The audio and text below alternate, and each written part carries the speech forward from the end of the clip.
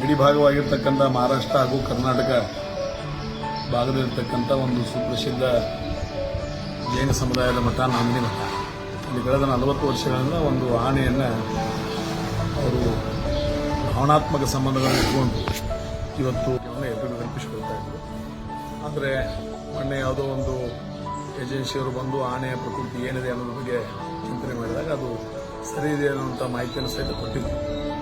ಆದರೆ ನಂತರ ಅದು ಕೋರ್ಟ್ ಮೆಟ್ಟಿಲಿರಿದಾಗ ಅದು ಸರಿ ಇಲ್ಲ ಅನ್ನುವಂಥ ಭಾವನೆಯನ್ನು ವ್ಯಕ್ತಪಡಿಸಿ ಇವತ್ತು ಆಣೆಯನ್ನು ಮಹಾರಾಷ್ಟ್ರ ಸರ್ಕಾರದವರು ಇವತ್ತು ಅದನ್ನು ಒಂದು ಜೂದಲ್ಲಿ ಹೋಗಿ ಇವತ್ತು ಬಿಟ್ಟಿದ್ದಾರೆ.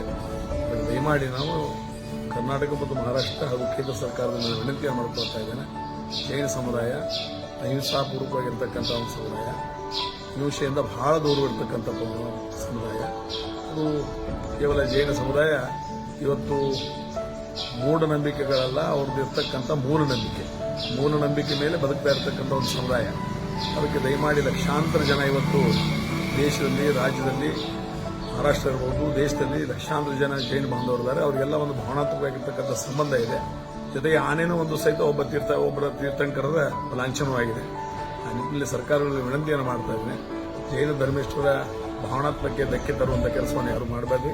ಕೂಡಲೇ ಅದನ್ನ ಆಣೆಯನ್ನು ತಿರುಗಿ ಮಠಕ್ಕೆ ಕಳಿಸಿ ಒಂದು ಸೇವಾ ಮನೋಭಾವನೆ, ಜೈನ ಸಮುದಾಯದ ಭಾವನಾತ್ಮಕ್ಕೆ ತಾವು ಸ್ಪಂದಿಸಿ ಈ ಧರ್ಮ ಇನ್ನೂ ಉಜ್ವಲವಾಗಿ ಬೆಳಿಬೇಕಾದ್ರೆ ಎಲ್ಲ ಸರ್ಕಾರದ ಸಹಾಯ ಸಹಕಾರ ಬಹಳ ಬೇಕು ಅನ್ನೋ ಮಾತನ್ನು ಸಹಿತ ಹೇಳಲಿಕ್ಕೆ ಇಚ್ಛೆ ಪಡ್ತೀನಿ.